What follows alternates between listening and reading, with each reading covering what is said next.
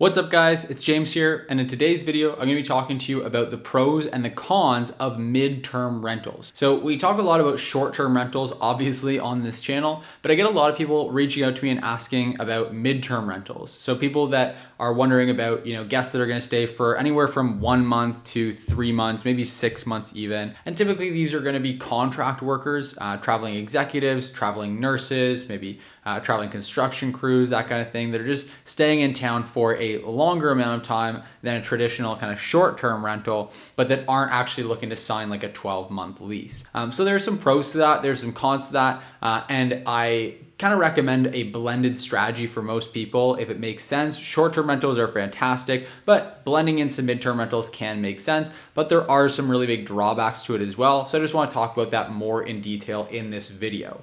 Now, if you are interested in investing in short-term rental properties, I highly recommend you check out the free training that is linked down below. It's going to walk you through step by step exactly how you can start investing successfully in short-term rentals. Everything from finding the right market to finding the right properties, to setting those properties up, getting them running, and being able to manage everything passively so that it's not becoming a full-time job for you. So again, if you want the step-by-step on exactly how to do that, you want some free tools from us like our analysis spreadsheet that we're going to give to you completely free, then make sure you click the link in the description down below to check out that free training. Also, just make sure you give this video a like. It really helps me out. So if you do enjoy this video, if you get value from it, then make sure you hit that like button because it does really help me with growing the channel, and make sure you're subscribed as well if you haven't already.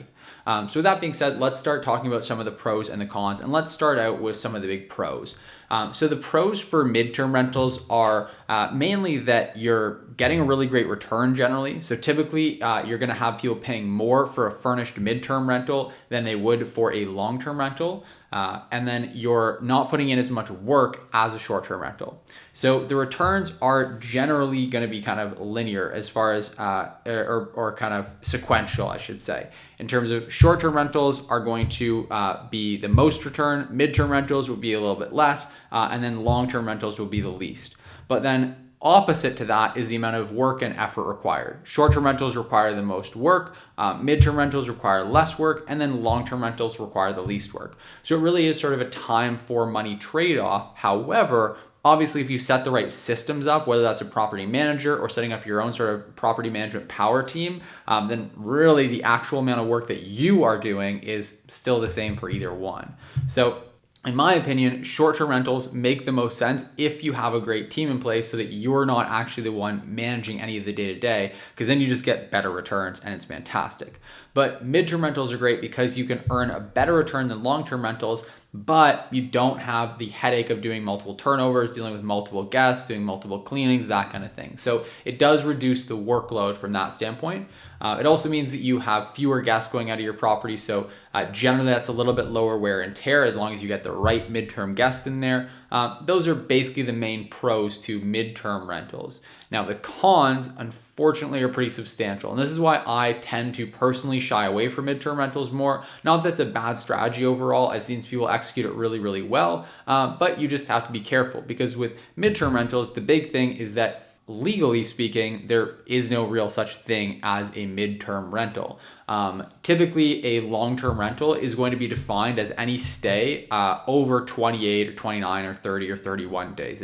The exact number will vary a little bit depending on the location of the property, but generally once you crest over that number of days, it's now technically speaking a long-term rental. Whether they've signed a lease agreement or not, whether they plan on staying there for 3 months or 3 years, doesn't really matter. They are technically a long-term tenant now, and so as a result, they have all the rights that a long-term tenant gets under whatever landlord and tenancy act you have in your area.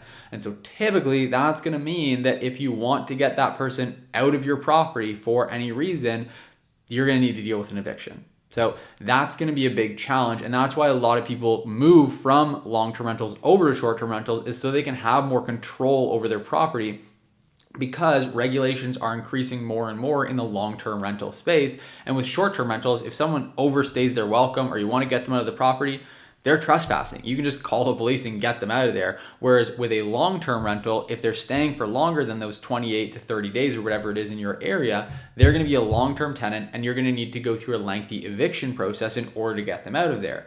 And in doing so, you're also then going to be forfeiting a whole bunch of potential revenue that you could have been bringing in, because typically when you're evicting a tenant, they are not paying the rent. And so that's just a whole big kind of can of worms that you open up when you get into midterm rentals. And so if you are going to go down that path, you'll want to make sure that you're doing really diligent guest screening. You're going to make sure that you're wanting to do background checks. Everything that you would do typically with a long-term tenant, you would want to do now with this midterm tenant, because legally speaking, they are a long-term tenant.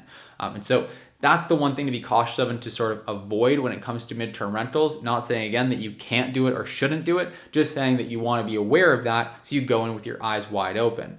That's really the main con with midterm rentals. So it really is kind of a personal preference. Some people like long-term rentals because there's little effort, but obviously the returns on those are pretty abysmal. The cash flow tends to be pretty small, and you can't get good cash flowing properties in a lot of different markets. Midterm rentals are sort of a good bridge to that gap, but ultimately short-term rentals are going to be always the best return on your investment, the strongest cash flow that you'll be getting. And so they do really, really well. You just want to make sure that you have the systems and teams and everything in place so that it's not becoming a full-time job for you, because it very easily can if you're disorganized, you don't have the right people in place, the right systems, the right tools, processes, all of that.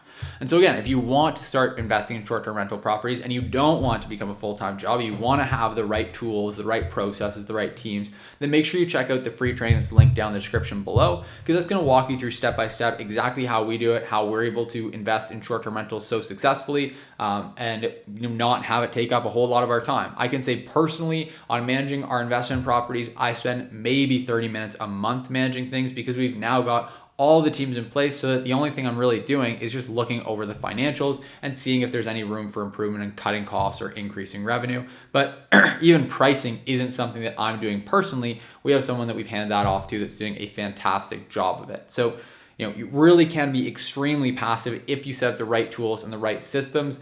It really is fantastic once you get it there. So if you want to learn exactly how to do that, make sure you click the link in the description down below to check out that free training, get a few free tools from us. And if you're interested, you'll also have an opportunity to set up a free one-on-one strategy call with a member of our team, whether that's myself, my business partner Riley, or another member of our team who helps us manage our portfolio.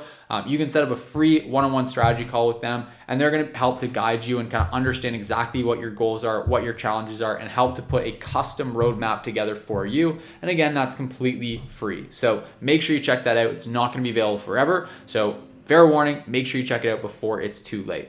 All that said, hope you enjoyed this video. If you did, make sure to hit the like button. Make sure to subscribe to the channel. Here, I'll just give you a second. Do it all. Hit the like button. Good. Check. Now hit the subscribe button. Right? Just just do it. It doesn't cost you anything. It helps me out tremendously. I really appreciate if you do those two things, because that just helps me to grow the channel and to reach more people and help more people. So I do really, really appreciate for those of you who took a quick second out of your day to like and subscribe. And also, if you have any thoughts, comments, questions, anything you want to share with me, just let me know in the comment section down below. With all that said, my last thing is just to make sure you have a great rest of your day, and I'll see you in the next video.